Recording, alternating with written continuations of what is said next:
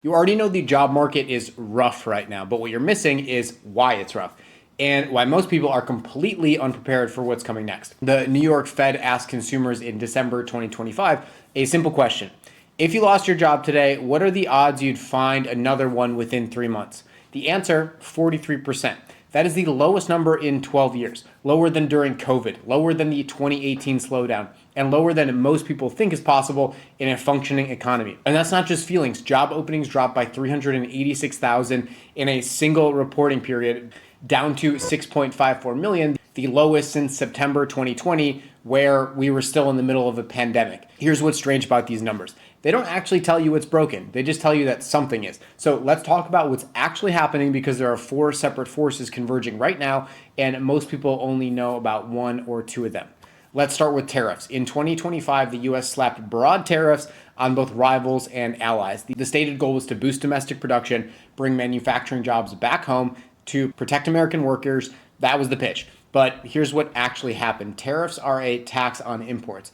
And when you tax imports, businesses that depend on imported material, which is most of them, absorb higher costs immediately. Small businesses felt this first. The National Federation of Independent Business Uncertainty Index, that's a mouthful, hit its second highest reading in 50 years of tracking. 68% of small business owners cited economic uncertainty as their primary reason for freezing hiring. Not lower revenues, uncertainty.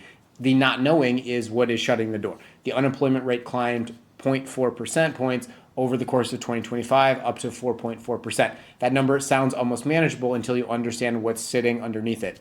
Sean Snaith, an economist and director of the University of Central Florida's Institute for Economic Forecasting, another mouthful, put it plainly. He said there's no compelling reason to be out there hiring en masse. That's a rotational response when you're dealing with this kind of uncertainty. Dean Baker at the Center for Economic and Policy Research added that companies are seeing higher prices, depressing profitability, making investments that used to be profitable suddenly look like bad bets. A new hire, someone who needs weeks or months before they're fully contributing, starts to feel like exactly that kind of bet. And here's the brutal irony. The tariffs were supposed to save manufacturing jobs. Instead, raw material prices spiked, factories scaled back, and manufacturing ended up being one of the hardest hit sectors. The policy designed to protect those workers accelerated their displacement. And for people entering the workforce right now, the damage is severe. Back in fall of 2024, employers were optimistic, saying they plan to hire 7% more new graduates than the previous year, but by 2025, that number had collapsed to 0.6%. An entire graduating class of roughly 2 million people walked into a hiring market that had essentially closed the doors on them. Now, layer in inflation. For the past 12 months, inflation in the US has floated between 2.3 to 3%. Those numbers don't sound catastrophic, but they are, because the damage isn't in the headline rate. It's in what those numbers do to the decision making of every small business owner trying to stay solvent. ADP reported that American businesses with fewer than 50 employees collectively shed 120,000 positions in November 2025 alone. To put that in context, that was the largest single-month small business employment contraction since April 2020, the middle of a global shutdown. The SBA reported in 2025 that 61% of small business owners called inflation their single most important problem. The math forces a choice. When costs are rising and revenue isn't keeping pace, you don't hire someone new. You ask the people you already have to do more. Harvard Business Review found that during inflationary periods, small businesses increase average employee workload by 23% before they consider adding headcount. They stretch existing staff to the limit before a single new job posting goes up. So if you're waiting for small businesses to rescue the hiring market, you're going to be waiting a while. And then there are large companies which have their own entirely separate set of problems they created for themselves. During the pandemic, tech companies went on a hiring spree. They were terrified of losing talent, terrified of falling behind, and they had access to cheap capital that made overstaffing feel almost free. Layoffs.fyi tracked over 152,000 tech sector layoffs in just the first half of 2025. That cumulative post-pandemic tech workforce reduction has now surpassed over 500,000 jobs from peak levels. Stanford research found that tech companies that overhired by more than 20% during 2020 to 2022 had a 73% probability of executing multiple layoff rounds. Not just one, multiple. Amazon cut 14,000 jobs in 2025, and they announced another 16,000 in January 2026, roughly a tenth of its entire corporate workforce. UPS, after cutting nearly 50,000 jobs in 2025, signaled 30,000 more are coming. Pinterest slashed 15% of its staff. McKinsey estimates the tech industry collectively needs to shed another 300 to 450 positions before reaching a stable equilibrium. The cuts are not done. That's a lot of highly credentialed people now competing for the same roles you are. But here's the thing that nobody in the mainstream conversation wants to say clearly. All of this, the tariffs, the inflation, the overhiring correction, might actually be secondary to what's coming from AI, because this is where the story changes in a way that's harder to recover from. In 25, the government initially reported 584,000 new jobs created throughout the year. The Bureau of Labor Statistics later revised that number down to 181,000. Compare that to the 2 million jobs added in 2024, something has changed. And the timing lines up almost exactly with when AI tools began proliferating into everyday business operations. Remember Pinterest's 15% staff cut? The company explicitly stated in a filing that it was prioritizing AI-powered products and capabilities. That's not restructuring, that's a different substitution. And it's not unique to Pinterest. Verizon announced another 13,000 job cuts shortly after their CEO said, and I'm quoting directly, "If you say to your employees there's not going to be any job disruption, I think you lose all credibility." All of them get that it's going to be there a year from now. It's going to be radically different. Machines can do almost anything we do better than we can. Goldman Sachs has a term for what we're watching. They call it jobless growth. Companies increasing shareholder value while reducing headcount. Economic output goes up while the number of employed people goes down or stays flat.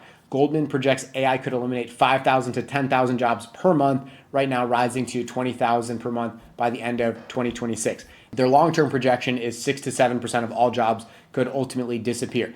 That's not a fringe prediction. That's coming from the most influential financial institution in the world.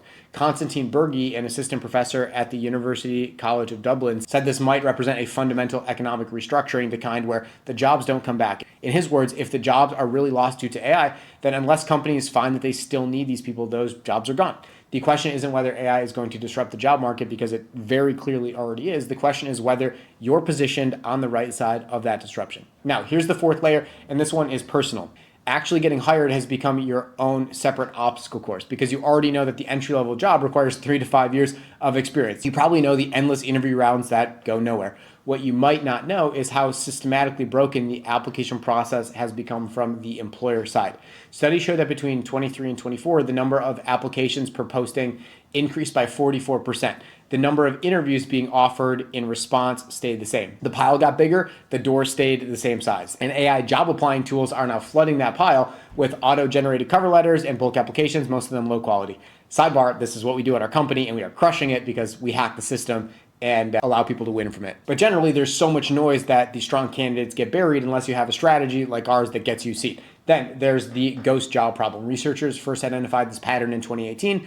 Job listings that don't actually result in a hire. By 2024, 4 in 10 companies reported posting fake or inactive job listings. Jeffrey Scott, a senior content manager and hiring expert at Resume Genius, explained it this way. Ghost jobs are from real companies, but they're not actually hiring for that role right now. They might be planning to, or the budget got cut and nobody took the listing down. So job seekers spend weeks tailoring applications for roles that were never going to be filled. It makes the data look better than it is. It makes the market look more open than it is. And it burns out people who are genuinely searching. In 2025, the Labor Department counted 1.7 million people who had been actively searching for over 6 months in their job search, which is long-term unemployment, the kind that starts to reshape a career, not just delay it.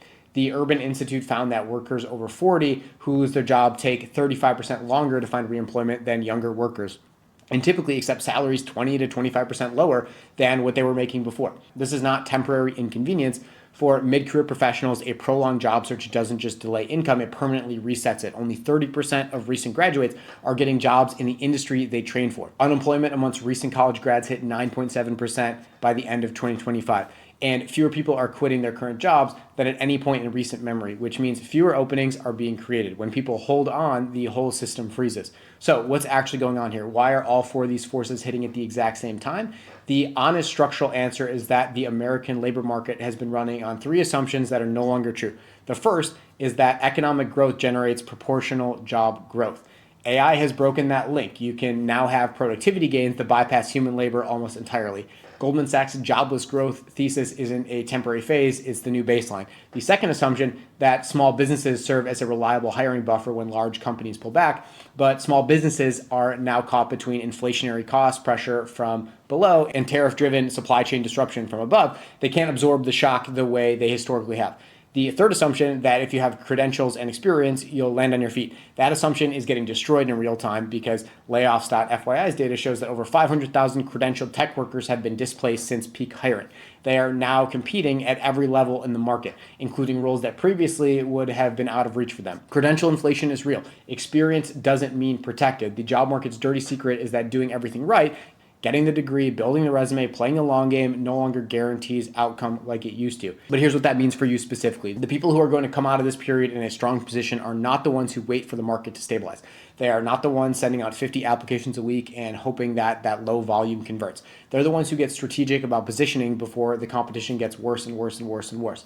There are still opportunities out there. LinkedIn's 2025 Emerging Jobs Report showed that trade, compliance officers, supply chain specialists, and roles at the intersection of AI and domain experience are commanding salary premiums of 15 to 22% above equivalent roles just 2 years ago. The sector is not experiencing contraction. Healthcare, energy, financial services are still hiring, and they're still looking for people with genuine industry depth, not just general credentials. The professionals who understand this moment are the ones moving towards remote-first companies, toward roles where their specific expertise can't be easily replaced, towards organizations that are growing rather than restructuring. The waiting strategy has a cost that most people don't calculate. Every month you stay in a role that's either underpaying you or has you replaceable, you're not just losing your current income, you're anchoring your next offer. You're losing compounding raises. You're losing negotiation leverage that gets harder to reclaim the longer the market tightens. Most people are one strategic decision away from dramatically changing their income trajectory, not just a lucky break, a single specific decision. And here's the reality. With all these headlines, you may only have 20 to 24 months while the market is stable and you can actually procure income before there's crazy levels of AI disruption. So it might not be a great idea to sit back and say, this is fine, I'm fine, I just care about work-life balance, let me click my paycheck, because it may take an average of 6 months to get your next job, if not longer.